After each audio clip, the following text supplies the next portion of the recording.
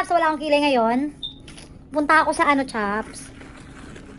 Magpapagawa ako ng papayos ko yung aking nail. So, this is it sa mga nagtatanong na sino gumagawa ng nail ko? Si Madam, ganyan-ganyan. Sa mga nagtatanong kung saan ko pinapagawa yung nails ko, yung kuko ko, at kung sino gumagawa, i-reveal ko sa inyo. Magaling silang gumawa ng kuko. Tingnan mo kasi nasira na yung kuko, be. Ayun na siya, natanggal na. Pero madali nilang remedyohan yan. Walang kahirap-hirap. Yung kuko ko kasi is fake nails po ito. Hindi siya talagang kuko talaga. So fake nails po siya. Kung makikita nyo, ayan yung, ito yung pinaka-kuko ko. Yung nasa ilalim. Iba yung kulay. So ito, yung puti, yan yung fake nails. Okay, so pupuntahan natin yung gumagawa ng kuko ko, ng nails ko. Ayan, samahan nyo ako magpagawa ng nails!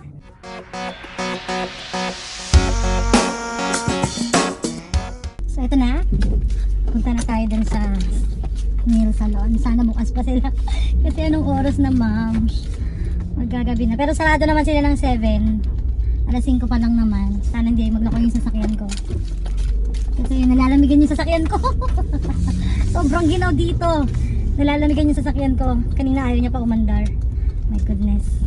At kailangan ko pa rin magpagas. So, wala na rin akong gasolina. Baka tumirik tayo kung saan.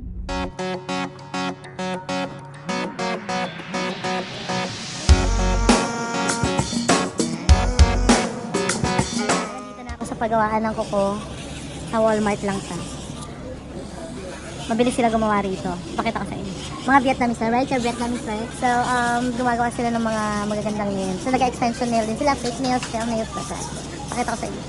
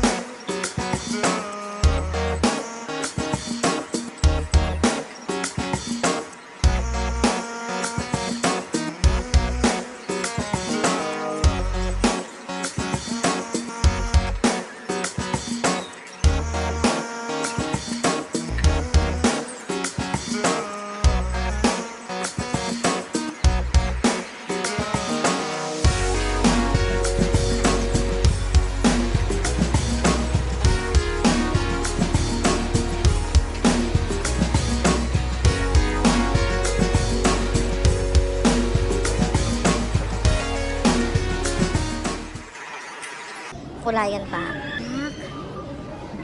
At dahil sa dami kong ingrown, puro na yung puro ingrown ko tumatalsik eh. Ayan yung function.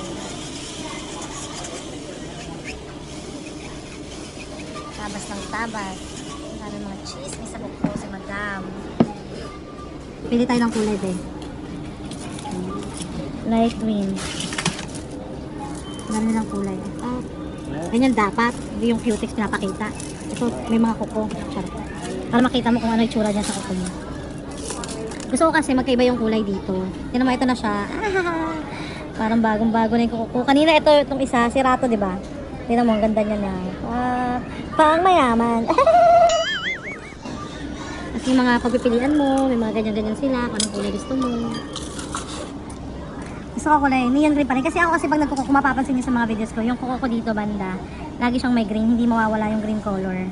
Kasi parang lucky charm ko. Ano ba, may kulang. Kasi parang lucky charm ko sa. Yung napili ko. Orange and yung silver kanina.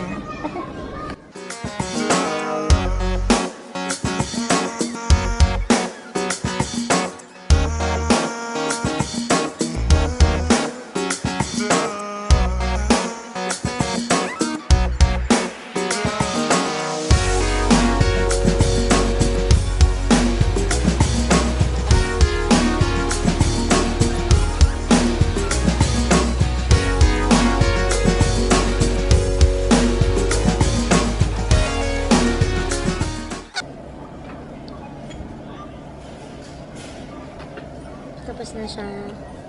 Papasok natin siya sa lutoan. After nyan, Papasok na siya sa... Ayan. Ganda nga. Ah, Careful. after niya papasok siya sa... Lutuan, mga 30 seconds. 30 seconds, isn't it? 30 seconds. 30 seconds, you're gonna put your hand in here. A minute. A minute. So, 60 seconds. Ang halaga niya is 35 at syempre bibigyan natin siya ng tepay na 10. Pero mangganahan lolo mo. Kasi lagi nga ako dito nagpapaano panin. Salon and spa. Ayun na, tapos na tayo. Rampa na. Pwede mo na siyang irampa kahit ano, kahit tingnan mag-lotion tayo. Pwede silang may pa-lotion si Mayo. Mag-lotion tayo, babe.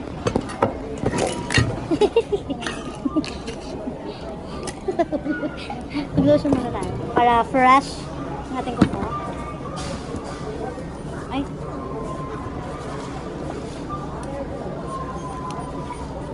Dapat nga oil tea gagamitin.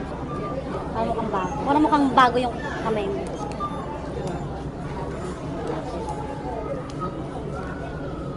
Kaganda. So, ayun na nga, nandito na ako sa bahay mga chaps. At ito na ang aking finished product ng aking nail. Ayan, meron siyang parang palamuti. Alam mo na, pag mayaman. Siyempre, at ayan. Bali ito, ako na naglagay nito kasi binibili to sa online talaga. Pag sa kanila mo kasi pinagawa yun, mas mapapamahal ka. So, medyo tipid ako. Barat ako eh. So, ito, yung nilalagay sa pinaka-nail, ayan. Yung parang crystal-crystal siya, chuchu. Yan. Binili ko sa online yan. Ako nagdagdikit niyan. So, para may pampalamuti, para mas maganda, para mas bongga, para mas mukhang donyan-donya, madam na madam. So, yan yung sa aking left hand. Ayan. At ito naman yung sa kabila. Sa kabila, magkaiba rin sila. Ito naman yung sa kabila. Yan. Tapos ito, parang corona. O, diba? Siyempre, wag kayo mag-alala kasi hindi naman masasayang yung 2.5 ko or 2.3 pala yung nagastos ko doon. Yung $45. Kasi nga, matagal yung ano nito, yung buhay nito. Depende na lang talaga sa'yo. Kasi, ako kahit naghuhugas naman ako ng pinggan eh. Naglalaba din ako. Yun nga lang, may washer dryer kami. So, salpak na lang ng salpak. Hindi siya madaling masira. Ayun. Kasi talagang yung pandikit niya, pang kuko talaga.